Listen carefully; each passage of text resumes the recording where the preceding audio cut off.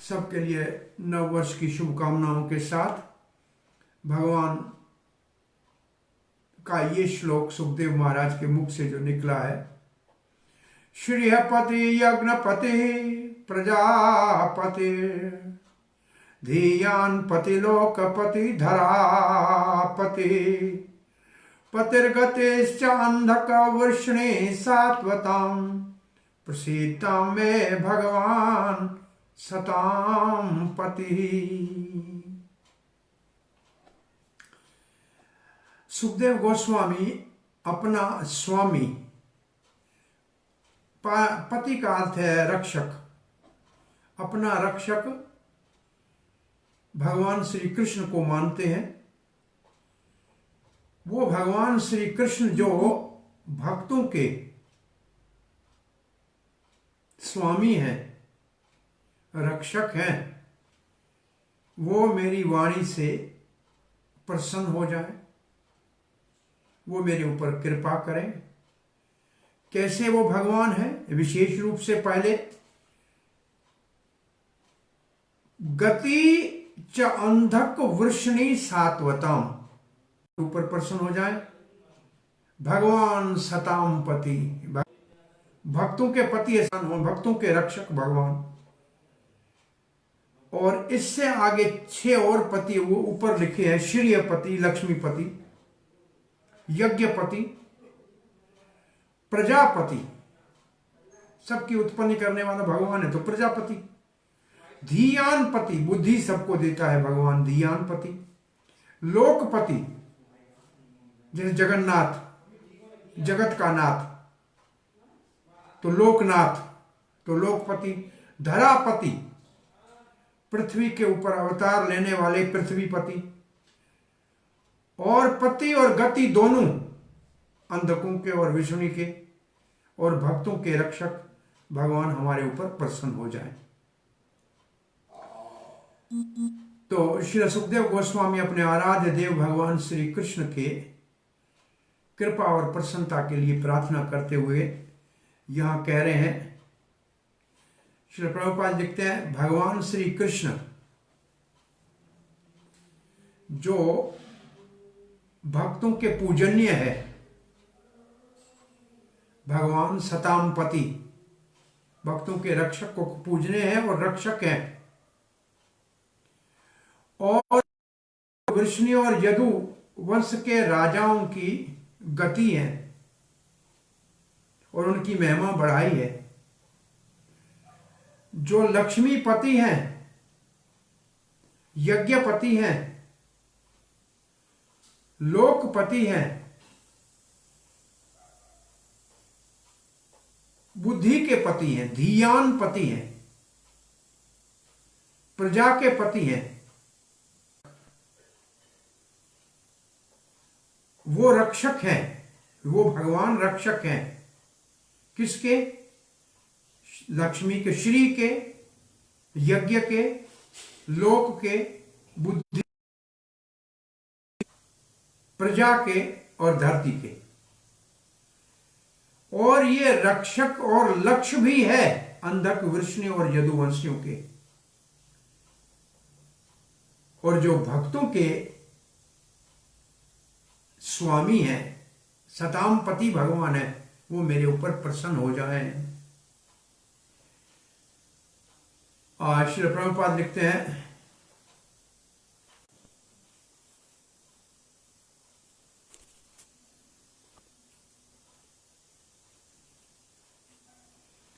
हरे कृष्णा तो निष्कपट है, कोई भी मत मतांतर नहीं है, वो सीधा श्री कृष्ण के ऊपर आश्रित है, उनको कोई गलत धारणा नहीं है। इसलिए वो अपने अनुभव को, जो उन्होंने श्री कृष्ण के विषय में जो अनुभव पूर्ण है और शुद्ध है और पवित्र है भगवान के विषय में, उसका वर्णन करें। अब प्रभुपाद जी श्रीपति लिखने से पहले श्रीपति की परिभाषा कैसे करते हैं? कहते हैं, संसार में हर एक व्यक्ति लक्ष्मी की पूजा करके और उसकी कृपा चाहता है। विस्तार है, हलादेनी शक्ति का विस्तार है सब लक्ष्मियां, राधा रानी का विस्तार है सब लक्ष्मियां। तो प्रभुपाद जी लिखते हैं आगे, इसलिए लक्ष्मी को चाहने वाले लक्ष्मीपति को नहीं पहचानते हैं। और प्रभुपाद जी कई अन्य स्थानों पे ऐसे कहते थे कि रावण जैसे लोग सीता को भोगना चाहते हैं जो लक्ष्मी रूपा है, और राम को वन में भटकने के लिए छोड़ते हैं, उनकी सोनी लंका भी समाप्त हो जाती। परंतु जो लक्ष्मी को नारायण की सेवा में लगाते हैं, सीता का समाचार लाकर श्री राम को देते हैं हनुमान की तरह, वो भक्त विश्व के अंदर सदा विख्यात रहते हैं। तो भगवान के श्रीपति हैं। अब प्रभुपाद जी कहते हैं ये भगवान ने अपने श्रीपति का दर्शन, श्री के उद्गम स्थान राधा रानी, उसके धरती के ऊपर अवतार लेते समय ब्रज के अंदर रास लीला करके अनंत गोपियों को, जो राधा रानी का काया भी हुए, लक्ष्मी तो उनका विस्तार है, उनके साथ आनंद का अनुभव किया। और प्रभुपाद जी लक्ष्मी को थोड़ा सा कहते हैं, लक्ष्मी के बाद संसार में लोग बहुत कठोर संन्यास के नियम पालन करते थे। वो अपनी शिष्य भी स्त्री को दूर से प्रणाम करने की भी अनुमति नहीं देते थे। बात करना तो दूर बात है, जगन्नाथ मंदिर में देवदासियां भजन करती थी, वो भजन भी नहीं सुनते थे। सन्यासी को नारी के गाए हुए भजन को सुनने में भी प्रतिबंध लगा हुआ है उनके नियम के अनुसार। तो वही भगवान चैतन्य महाप्रभु भक्ति करने के लिए कहते हैं सबसे भक्ति का उत्तम साधन गोपियों का है, और गोपियों में श्रीमती राधा रानी। और वो वर्णन किया है श्रीपति का, उसके अंदर लक्ष्मी और राधा रानी दोनों का वर्णन किया है, क्योंकि श्री लक्ष्मी भी है और श्री राधा रानी भी है। राधा रानी को वृंद में श्री जी कहते हैं, और जो मुख्य मंदिर है का नाम ही श्री जी मंदिर है। तो श्री जी आदि श्री राधा रानी है, वो श्री किशोरी राधा रानी है, और उसका विस्तार लक्ष्मिया वैकुंठ में है। तो उनको कोई पाना चाहे, ये दो चीजें, देखो एक पृथ्वी है, पृथ्वीपति भी भगवान है, लक्ष्मीपति भी भगवान है। ध्यान में आप अच्छी तरह देख लो, दुनिया के अंदर लोग इन दो चीजों के पति बनना चाहते हैं, उनकी पत्नियां हैं। इसलिए हम तो एक बार प्रवचन में कह रहे थे, जहां भी पति शब्द आए तो सिर्फ भगवान है, एक पति को छोड़कर। वो कौन सी पति को छोड़कर? चाय की पति को छोड़कर। ये चाय की पति को छोड़कर बाकी जितने भी पति हैं वो भगवान है। ऐसे 5वें स्कंद भागवत में लक्ष्मी देवी कहते हैं एक भगवान ही पति है, और कोई हाड़ मांस का संसार का पति नहीं हो सकता। तो पति एकमात्र भगवान। एक सन्यासी को किसी ने कहा सभापति बन जाओ, सन्यासी ने कहा महाराज नहीं होऊंगा। क्यों? बोला मैं पति किसी का नहीं बनना चाहता हूं, सभा का भी पति बनके मैं सन्यास के नियमों का उल्लंघन नहीं करने चाहता हूं, क्योंकि पति एक भगवान है। तो पति कोई किसी का नहीं हो सकता है, पति केवल एक भगवान है। इस दुनिया में तो बस एक चाय की पति है, उसके पीछे सारी दुनिया पड़ी हुई है। वो जो लक्ष्मीपति के पीछे अनेन प्रसविषद्वम इष्टवा कामधुक, भगवान ने प्रजापति ने सृष्टि करके ब्रह्मा को पैदा किया, देवताओं को पैदा किया, मानव को पैदा किया और यज्ञ को पैदा किया। और ये यज्ञ आपकी कामधेनु है, आपकी सब इच्छाएं पूरी करेगा। यज्ञ आपकी सब इच्छाएं पूरी करेगा, तो भगवान यज्ञपति है।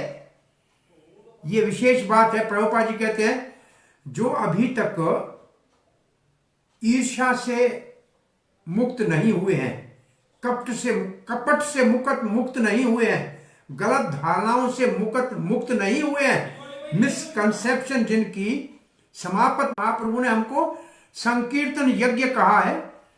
श्रवणम कीर्तनम विष्णु भागवत ने कहा है। और नाम संकीर्तन यस्य सर्व पाप प्रणाशनम, ये भागवत की पूर्ण आहुति का श्लोक है।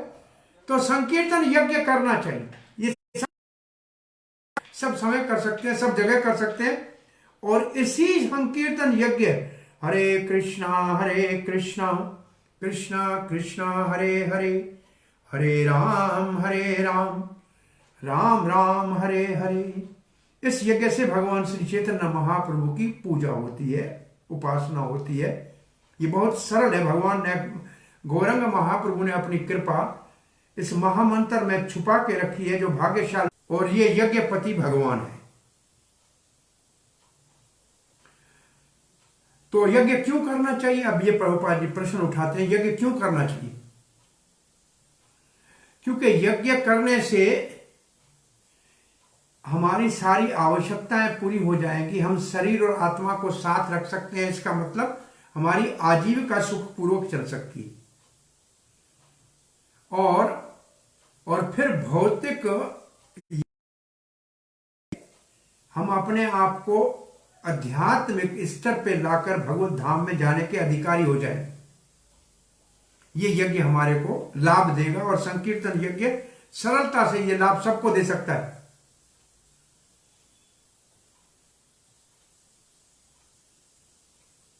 अब एक श्लोक भगवत गीता का प्रभुपाद ने यहां एक लाइन में लिखा है, 18वें अध्याय का श्लोक, यज्ञ तप्य दान कर्म न त्यजे। और दान कैसा करना चाहिए? भगवत गीता लेके रख दो, किसी को दे दो। एक दान देना है तो प्रसाद रख लो, कहीं जाते हो कोई मांगता है तो प्रसाद दे दो, पुस्तक दे दो। जिसको जो आवश्यकता है उस प्रकार से दान करना चाहिए। और तपस्या, एकादशी आदि का व्रत, ये वैसे अंग हैं, भक्ति के अंग हैं, ये कभी छोड़ने नहीं चाहिए। एकादशी का व्रत तपस्या है। भगवान की सेवा में और भक्तों को दिया हुआ दान और हरिनाम संकीर्तन का यज्ञ, ये भक्ति के अंग है।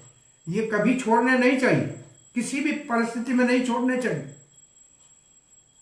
और क्यों ये करने चाहिए? भगवान की प्रसन्नता के लिए, यज्ञपति की प्रसन्नता के लिए। इसलिए भगवान को यज्ञपति यहां कहा गया है।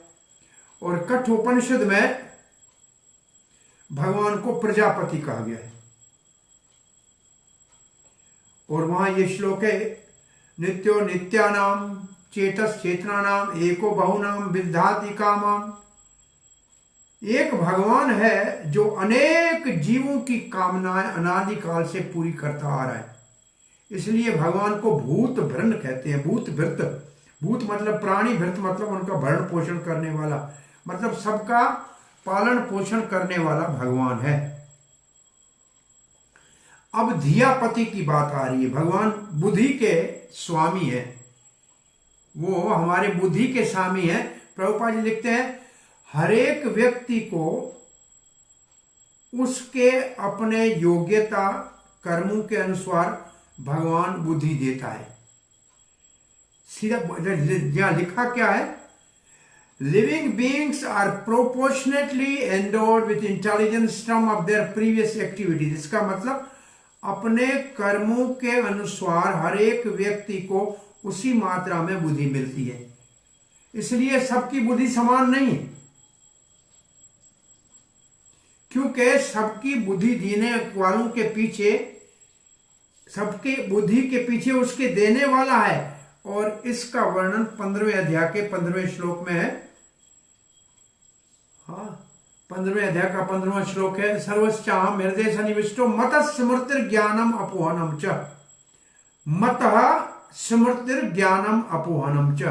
मेरे द्वारा श्री कृष्ण भगवान कहते हैं, स्मृति मतलब याद करने की ताकत, अपोहनम भूलने की ताकत, और ज्ञानम और ज्ञान, और स्मृति बुद्धि, ये मैं देता हूं। कोई बहुत बड़ा तेज बुद्धिमान हो सकता है, बड़ा महान बुद्धिमान हो सकता है भगवान की कृपा से, और दूसरे नहीं हो सकते, कम बुद्धि वाले हो सकते।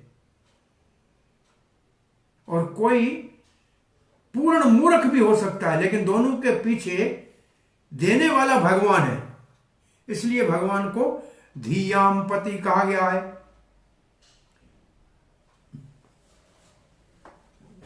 धीयाम पति भगवान बुद्धि के पति है। इसलिए आप इस रूप से भगवान अगर बुद्धि योग देंगे, जैसे 10वें अध्याय के 10वें श्लोक में कहा है कि भक्तों को मैं बुद्धि योग देता हूं जिसके द्वारा मेरे पास आते हैं। अगर हमारे पास बुद्धि रहेगी तो सारी समस्याओं का समाधान हो जाएगा। और बुद्धि भगवान देते हैं, इसलिए गायत्री मंत्र में धीमहि है। भागवत के पहले श्लोक में सत्यम परम धीमहि, हमारी बुद्धि भगवान को ग्रहण करे, ऐसी बुद्धि सती मति होनी चाहिए, ऐसी मति हमारे को भगवान दे। अब श्री प्रभुपाद लिखते हैं, भौतिक जगत में सारे ही जीव संसार का स्वामी बनना चाहते हैं, सारे पति बनने का परिश्रम कर रहे हैं और अधिक से अधिक बुद्धि लगा के समझते हैं इसका पति मैं बन जाऊंगा। ये है बुद्धि का दुरुपयोग, प्रभुपाद जी कहते हैं, और इसी के कारण उसको पागल समझना चाहिए। ये बद्ध जीव की मूर्खता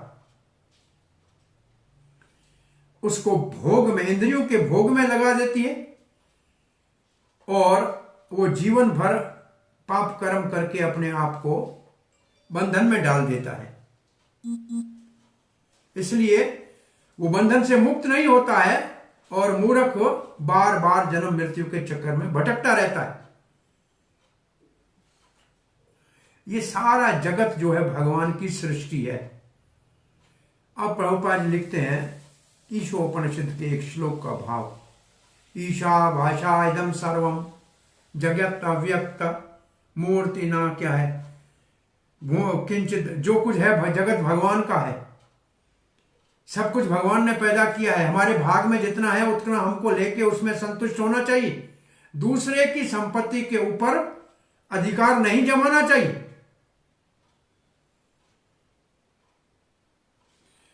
और इसके बाद भगवान, अब श्री प्रभुपाद जी भगवान धियान पति कहा दिया, अब पृथ्वी पति की परिभाषा बता रहे हैं।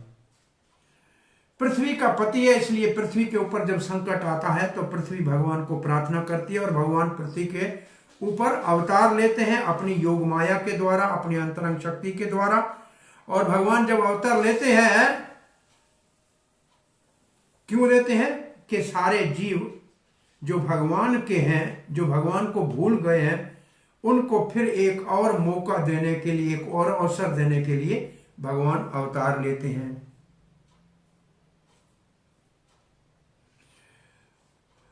और भगवान ये शिक्षा देते हैं, ये आदेश करते हैं कि मेरा शरण ले लो, मूर्खता से भोग के पीछे मत भागो, माया का शरण मत लो, मेरा शरण ले लो। आप नहीं भोग सकते हो, भगवान कहते हैं तुम भोगता नहीं हो, मूर्खता मत करो। 5वें अध्याय भगवद गीता में तो हमने बताया है, भोक्तारम यज्ञ तपसाम सर्वलोक महेश्वरम, मैं भोगता हूं। और प्रभुपाद लिखते हैं भगवान ने ये भोक्तापन का प्रदर्शन अपने अवतार के समय द्वारका में 16,108 रानियों के साथ विवाह करके सबको महल बना के दिया और सबके साथ रह के दिखाया। और आप मूर्खता से 1-2 पत्नियों के पति होके और समझते हो कि हम बड़ा भोग कर रहे हैं। भगवान हंसते हैं कि क्या तुम्हारा भोग है, कीट पतंग, तुम्हारा ये भोग नहीं है, ये सब मैं सबका पति हूं। प्रभुपाद लिखते हैं वास्तव में भगवान ही पति है। अब देखो, हम जीव हैं, जीव है शक्ति, भगवान है शक्तिमान, तो हम सबका पति भगवान है। केवल स्त्रियों का पति तो नहीं है, लेकिन सबका पति भगवान है, लोकपति है। हम भी तो लोक में आते हैं। तो यहां तो प्रभुपाद वास्तव में सब स्त्रियों के पति तो एक भगवान है। हम अपने आप को झूठे अहंकार के कारण समझते हैं कि हम किसी के पति हैं, हम किसी के पति नहीं है। पति पत्नी दोनों भगवान की सेवा के लिए है।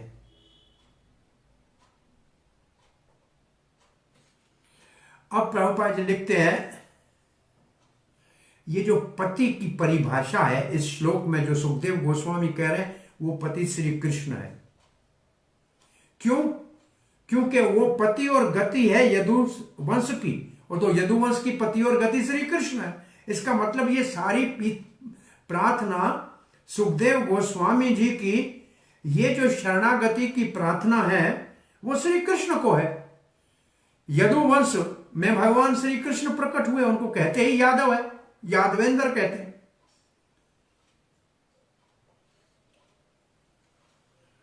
भगवान श्री कृष्ण, अब कहते हैं यदुवंश की बात करते हुए प्रभुपाद जी को ये आया कि भगवान यदुवंश को अपने साथ लाए थे, और जब भगवान गए तो यदुवंश का संहार करा के प्रभास क्षेत्र में अपने साथ ले गए।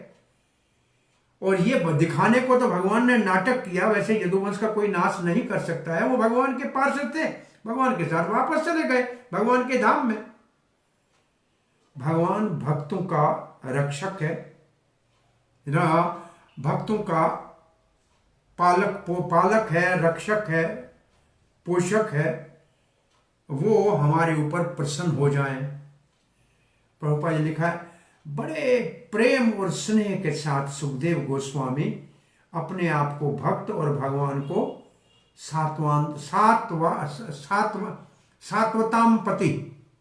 सताम पति भक्त कह के और बड़ी प्रेम पूर्वक प्रार्थना कर रहे हैं। अब हम 21वें श्लोक में जा रहे हैं। यदंग्रि अभिध्यान समाधि धौत्या धियानुपश्यन्ति तत्त्वमात्मनः वदन्ति चैतद् कवयो यथा रुचम् समे मुकुंदो भगवान प्रसीदता। मुक्तिदाता भगवान मुकुंद, वो मुकुंद मुक्तिदाता भगवान मुकुंद मेरे ऊपर प्रसन्न हो जाएं, बड़ी कृपा करें। अंतर ध्यान करता है, उससे क्या होता है, समाधि लग जाती है। वो क्या करती है, धौत्या, वो धो देती है। किसको, चित्त को। चेतो दर्पण मार्जनम, चित्त का मार्जन हो जाता है, धुलाई हो जाती है। धोतया, धुलाई हो गई, साफ हो गया। तो फिर क्या होगा उसको, धियान अनुपश्यति, तो ये भगवान के चरण कमलों का ध्यान करेगा। कौन से रास्ते से, धियान अनुपश्यति ही तत्वम आत्मनः, वो अनुपश्यन्ति,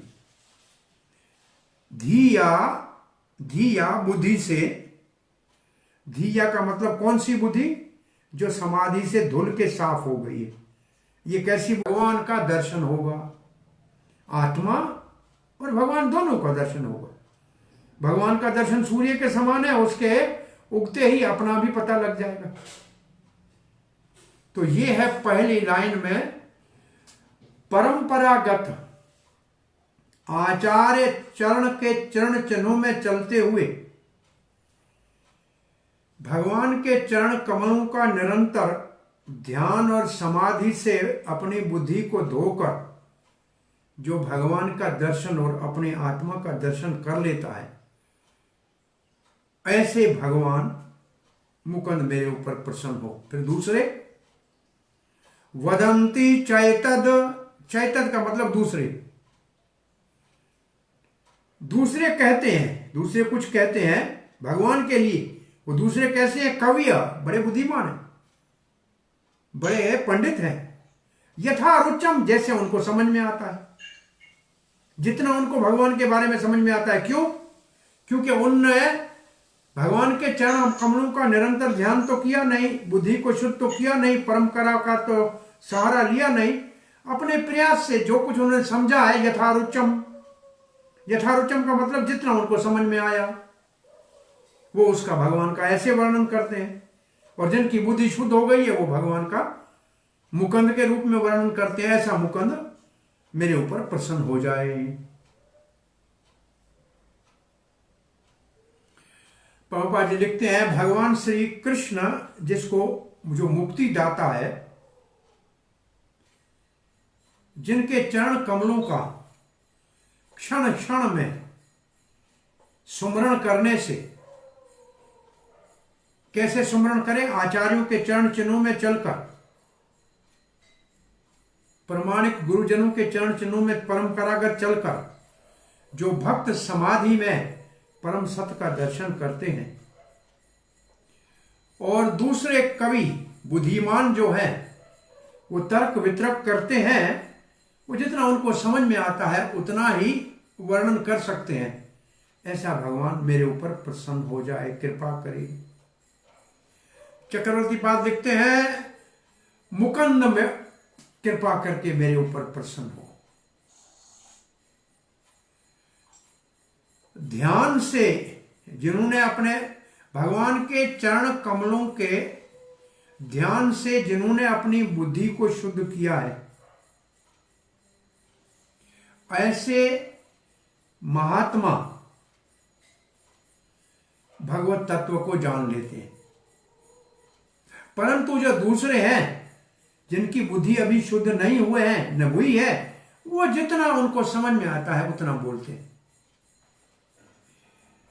आप चक्रवर्ती पाद कहते हैं, सुखदेव महाराज का इच्छा है, प्रार्थना में भाव है, भगवान श्री कृष्ण मुझे बुद्धि दें। वो बुद्धि के नाम, वो ध्यानपति है, मेरे को बुद्धि दे दें। क्योंकि जो भगवान के चरण कमलों का ध्यान करके अपनी बुद्धि को शुद्ध कर लेता है,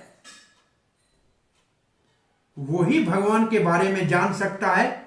और मुझे भगवान की कथा करनी है तो भगवान मेरे को वो बुद्धि दे जो धुली हुई साफ बुद्धि हो भगवान की कृपा से। परंतु जो दूसरे हैं, दूसरे भगवान आपके चरण कमलों से शुद्ध हो गई है, चरण कमलों के ध्यान से और गुरुवरों के परंपरा में चलते हुए शुद्ध हो गई है, मेरे ऊपर कृपा करो, ऐसी बुद्धि दो कि मैं आपकी कथा कह सकूं। श्रील प्रभुपाद जी लिखते हैं, जो ध्यान योगी है बहुत बड़ा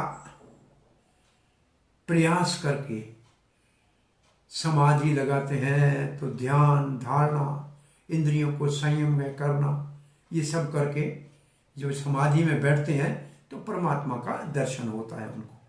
समाधि का मतलब परमात्मा का दर्शन हृदय में करना। परंतु जो भक्त होते हैं, सामान्य भगवान के चरण कमलों का ध्यान करने से अपने हृदय को शुद्ध कर देते हैं, बुद्धि पवित्र हो जाती है। श्री प्रभुपाद जी कहते हैं, जब हम अर्चा विग्रह की पूजा करते हैं तो ये खुली आंखों से समाधि है। भगवान के चरण कमलों से लेकर नख मणि से लेकर और शिख मणि तक मुखमंडल को देखते हुए भगवान का समाधि लग जाती है। तो ऐसे जो प्रतिक्षण, प्रभुपाद जी लिखते हैं, जो प्रतिक्षण भगवान के चरण कमलों का स्मरण करते हैं, भगवान के चरण कमलों में कितने सुंदर चिन्ह हैं, इन चिन्हों का जो स्मरण करे, हाँ, भगवान के चरण कमलों में बहुत सुंदर चिन्ह है। जव का चिन्ह है, अंकुश का चिन्ह है, ध्वजा का चिन्ह है, वज्र का चिन्ह है, कमल का चिन्ह है, छाते का चिन्ह है, शंख का चिन्ह है, चक्र का चिन्ह है, आकाश का चिन्ह है, धनुष का चिन्ह है, मछली का चिन्ह है, चंद्रमा का चिन्ह है। ऐसे 18 से अधिक चिन्ह भगवान के चरण कमलों में है और हर एक चिन्ह का अपना अपना प्रभाव है हमारी आस्था को शुद्ध करने के लिए। तो ऐसे भगवान के चरण कमलों में भौतिक कलमश सब समाप्त हो जाता है। ऐसे शुद्ध भक्त समझते हैं हम तो भव सागर में गिर गए हैं, कैसे भी भव सागर में गिर गए हैं। भगवान हमको इस भव सागर से बाहर निकालो।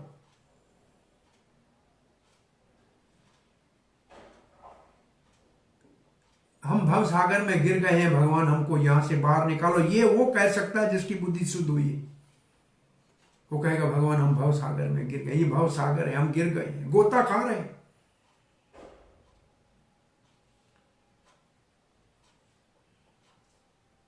क्या श्लोक याद नहीं आ रहा है। भवाम बुधो भवाम अबुधो भवाम्बुधो, भव सागर में गिर गया हूं मैं, कृपा कीजिए मुझे भगवान, यहां से आप निकाल लीजिए। कृपा दृष्टि वृष्टि दीनो बतानो, हमारे ऊपर कृपा की दृष्टि कीजिए भगवान, मैं तो दुख जालाब्धि मग्नम, इस दुख रूपी संसार में भटक रहा हूं, ये उनको अनुभूति हो जाती है। और इस प्रकार से जो भगवान के चरण कमलों का धूलि का अभिलाषी होता है, जैसे चैतन्य महाप्रभु साक्षात भगवान है, भक्ति के लिए क्या बता रहे हैं,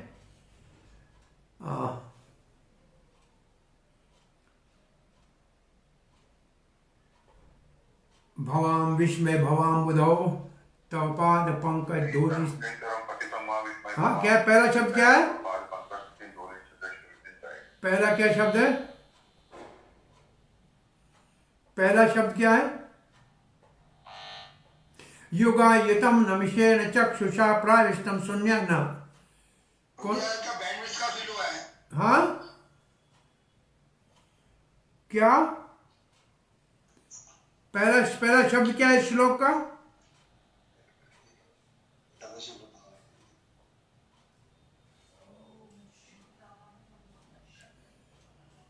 अब अये नंद तनुज किंकरम पतितम माम विश्वमे भवाम बुधो तव, फिर कृपया तव पाद, कृपया तव, पता नहीं इस वक्त रोज पढ़ते हैं, आज नहीं आ रहा है।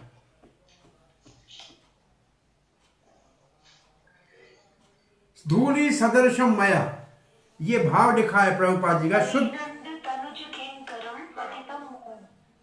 पतितम मां विषमे भवाम बुधो कृपया तव पाद पंकज धूलि सदर्शम वितज, मैं आपके चरण कमलों की धूलि हूं, किसी कारण से जगत में गिर गया हूं, भगवान मेरा उद्धार कीजिए। ये प्रभुपाद जी ने भाव लिखा है।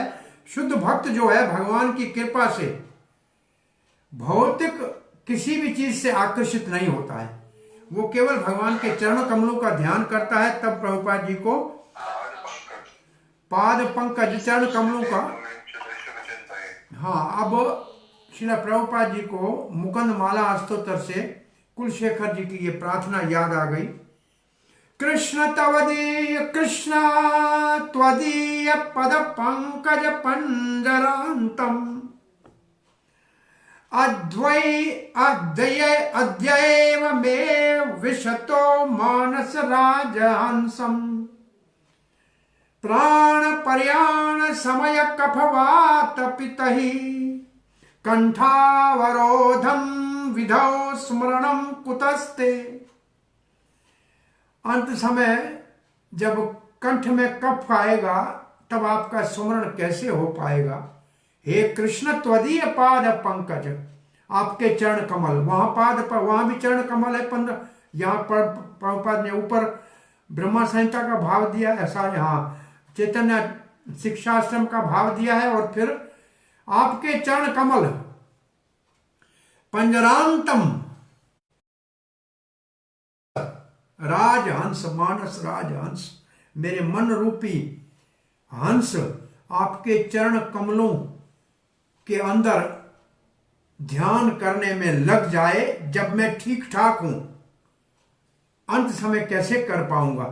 और प्रभुपाद जी लिखते हैं बहुत घनिष्ठ संबंध है हंस का और कमल के डंडी का, में रमण करना, उसी का ध्यान में मगन रहना, इसके लिए परमहंस होना जरूरी है। और ब्रह्म संहिता में जैसे कहा गया है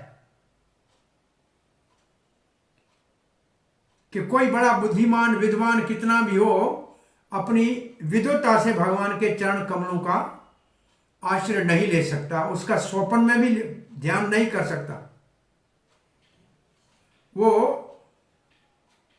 अनादिकाल तक भले ऐसे विचार करता रहे, क्योंकि भगवान ने अपने चरण कमलों की सेवा देने का अधिकार रिजर्व रखा है, जिसको चाहे उसको दे, सबको दे, ऐसा नहीं है। वो केवल शुद्ध भक्तों का ही अधिकार है।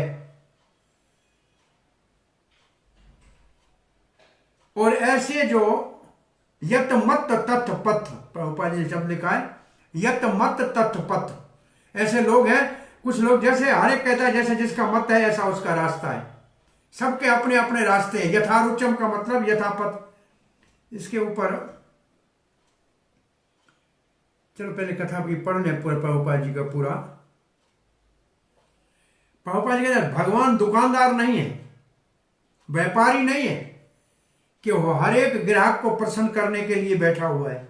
यत मत तत्पथ, ऐसा विचार भगवान नहीं है कि उनके साथ व्यवहार करे जो भगवान को मानते भी नहीं है, जानते भी नहीं है।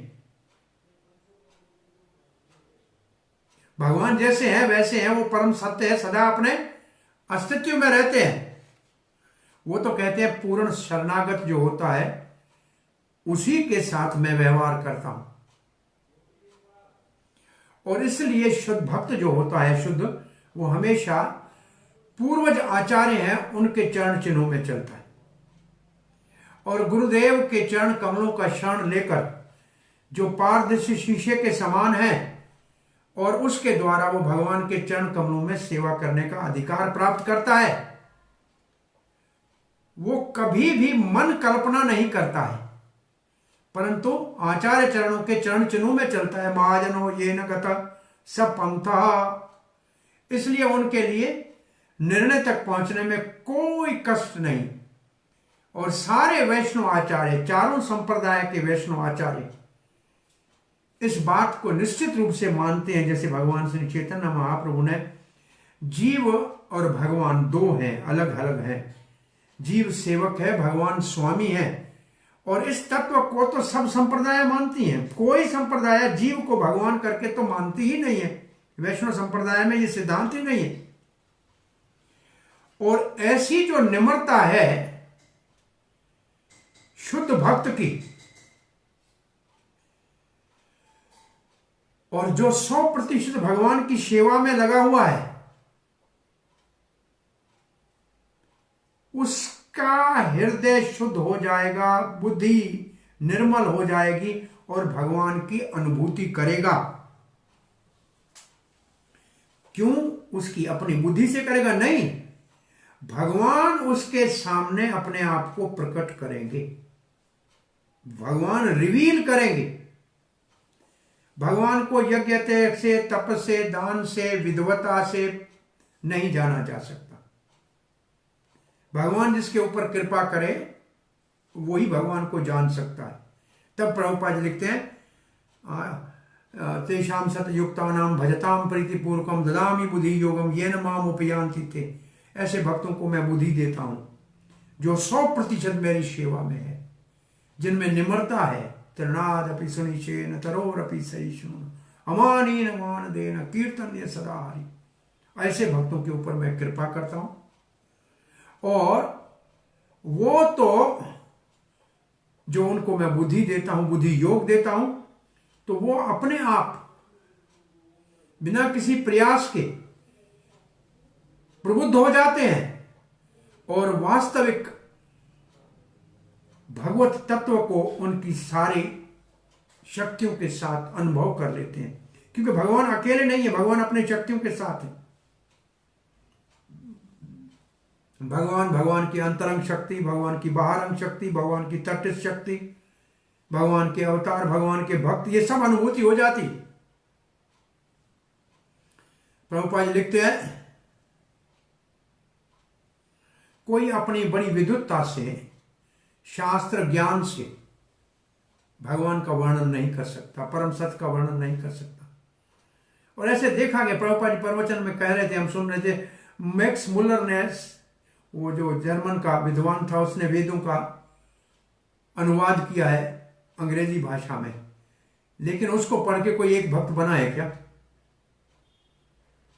क्योंकि भगवान का तत्व का वो निरूपण ही नहीं कर पाएगा, क्योंकि उसकी बुद्धि शुद्ध हुई नहीं, आचार्य चरणों के चिन्हों के ऊपर चला नहीं और भगवान की कृपा प्राप्त हुई नहीं, तो उसके लेखनी से लिखे हुए काले शब्दों से काला कन्हैया प्रकट नहीं हो सकता।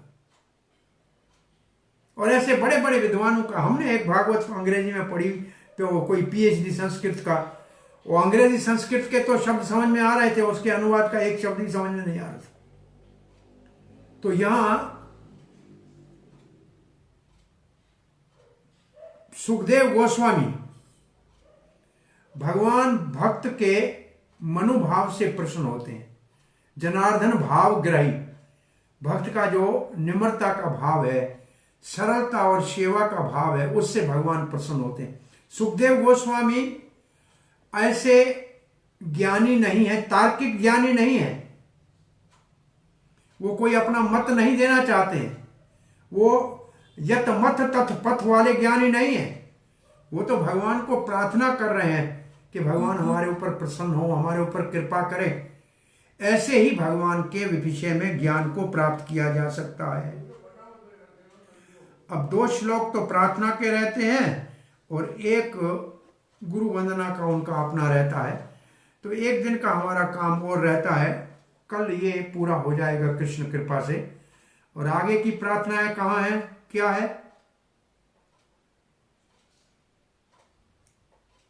प्रचोदितायेन पुरा सरस्वती वितन्वता अजस्य सतिं स्मृतिं हृदये स्वलक्षणा प्रादुर्भूत किलाशयत समे ऋषीणाम ऋष्वः प्रसीदताम्।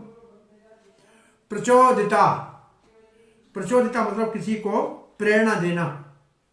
किसने प्रेरणा दी? ये ना, जिन्होंने, जिनकी प्रेरणा से पूरा पहले सृष्टि के समय सरस्वती वेद, सरस्वती का एक अर्थ है वेद, वितन्वता विस्तृत हुआ, अजस्य ब्रह्मा जी के द्वारा, सतिम स्मृतिम हृदय, कैसे? सतिम स्मृतिम हृदय, उनके हृदय में भगवान ने ज्ञान दिया जिसके द्वारा उनकी स्मृति, उनकी बुद्धि, उनकी यादाश्त पवित्र हो गई, शुद्ध हो गई, सती हो गई। ये भगवान की कृपा से।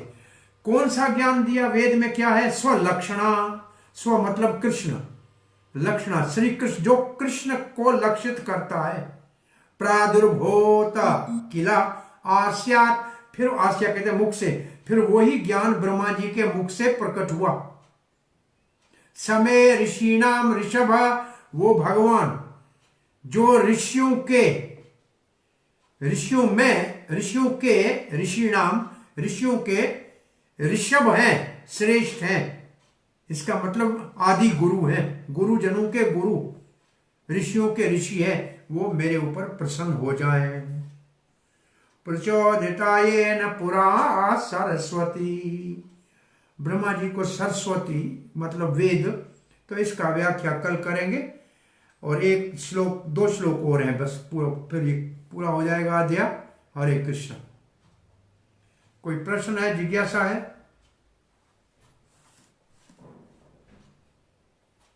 हरि बोल, श्री प्रभुपाद की जय। कोई प्रश्न, जिज्ञासा? हरे कृष्णा।